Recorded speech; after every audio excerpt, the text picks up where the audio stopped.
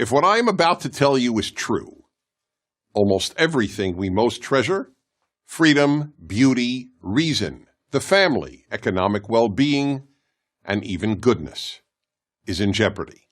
Who or what poses this threat? The answer is the most powerful ideology of the last 100 years, leftism. Not liberalism, leftism, or if you prefer, progressivism. Leftism destroys everything it touches. Here are just a few examples. 1.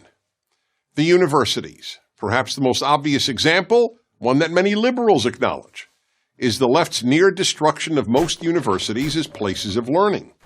In the words of Harvard professor Steven Pinker, an atheist and a liberal, because of the left, quote, universities are becoming laughingstocks of intolerance, unquote. At almost every university, and now high schools and even elementary schools, students are taught to shut down, not debate, those who differ with them, and to rely on feelings rather than reason. 2. The arts. Throughout history, the primary purpose of art was to elevate people through beauty, artistic excellence, and emotional depth. To the left, the primary purpose of art, sculpture, and music is to shock. That's why so much contemporary art is meaningless and involves the scatological, meaning urine and feces. Yes, urine and feces. To give one of countless examples, in 2016, the Guggenheim Museum in New York featured a pure gold working toilet, which visitors were invited to use. The name of the exhibit was America, so one could literally relieve oneself on America. 3. Literature. The English department at the University of Pennsylvania replaced the portrait of the greatest English-language writer who ever lived, William Shakespeare, with a picture of a black lesbian poet. Why? Because he was a white European male. Leftist professors have replaced the pursuit of excellence with the pursuit of diversity. 4. Late-night television. In America, late-night television shows were completely apolitical. The hosts believed their role was to entertain viewers and offer them relief and laughter after a difficult day. No longer, you cannot watch late-night television if you just want to be entertained.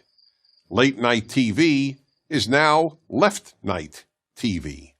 5. Religion. The left has ruined much of mainstream Protestantism and Catholicism and non-Orthodox Judaism, which are now little more than left-wing organizations with religious symbols. In many churches and synagogues, one is more likely to hear the clergy talk about political issues than about any other subject, including even the Bible.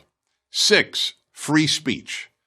If there was anything virtually every American considered a bedrock value, it was freedom of speech. Yet the left is destroying even this unique American achievement.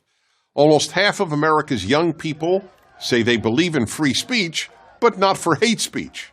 Yet the whole point of free speech is that it allows people to express any political or social position, including what any one of us considers hate speech. And hate speech now means any position the left differs with. 7. Race. America has become the least racist multiracial society in world history. On a daily basis, Americans of every race and ethnicity get along superbly, but the left constantly poisons young minds with angry diatribes about systemic racism, microaggressions, and white privilege. 8. The Boy Scouts. The left is destroying the Boy Scouts. They're not even the Boy Scouts anymore, they're just the Scouts. The left forced them to admit girls. Here's the thing about the left. It only destroys, it doesn't build.